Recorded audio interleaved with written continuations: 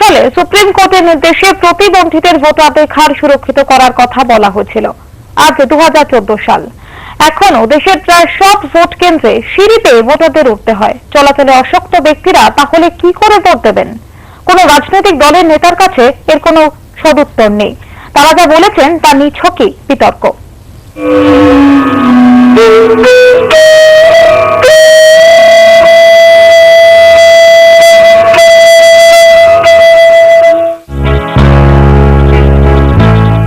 প্রতিবন্ধীদের ভোটদান যাতে সুরক্ষিত হয় তার সপক্ষে আলোচনায় এসে বিভিন্ন রাজনৈতিক দলের নেতারা পারস্পরিক চেনা তর্কে জড়িয়ে পড়লেন।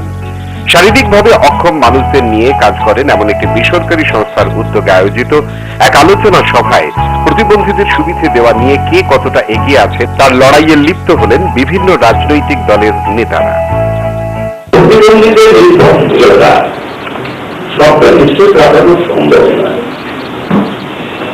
একটা জায়গাতে থাকবে যে সবটা কাটানো সম্ভব নয়, তার সত্ত্বেও কিভাবে আত্মবিশ্বাস এবং নির্ভরশীলতা তৈরি করে দেয় এইটা দেখাটাই কিন্তু আমাদের দলের মৌলিক লক্ষ্য। আমি কি করবো আর কি করবো না সেটা তো ল্যাঙ্গুয়েজে থাকা উচিত, কিন্তু সব থেকে আগে যেটা দরকার সেটা হচ্ছে প্রতিবন্ধীদের ভোটের অধিকারকে সুনিশ্চিত করা।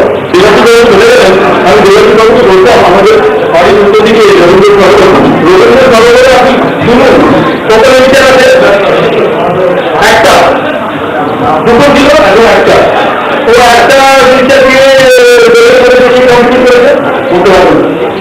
আয়ার দিলেন যারা প্রতিবন্ধী বলে পরিচিত তারাই সমাজের বন্ধু, সমাজের একটা অংশ।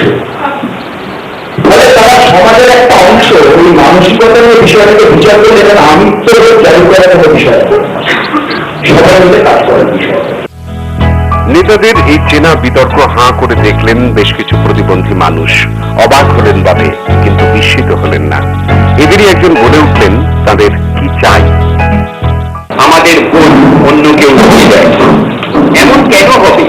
প্রত্যেকের আলাদা মত থাকতে পারে, সেই মত প্রকাশের অধিকারও আছে, কিন্তু সুযোগ নেই।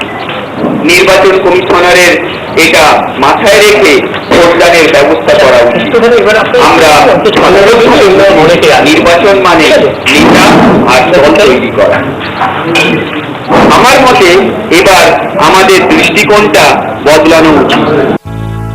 অন্যের কাজ করতে গিয়ে নিজেকে এবং নিজের দলকে জাহির করার যে প্রবণতা, এই মানুষগুলির সামনে এসেও তার থেকে এক চুল নড়লেন না কোন রাজনৈতিক দলের নেতাই।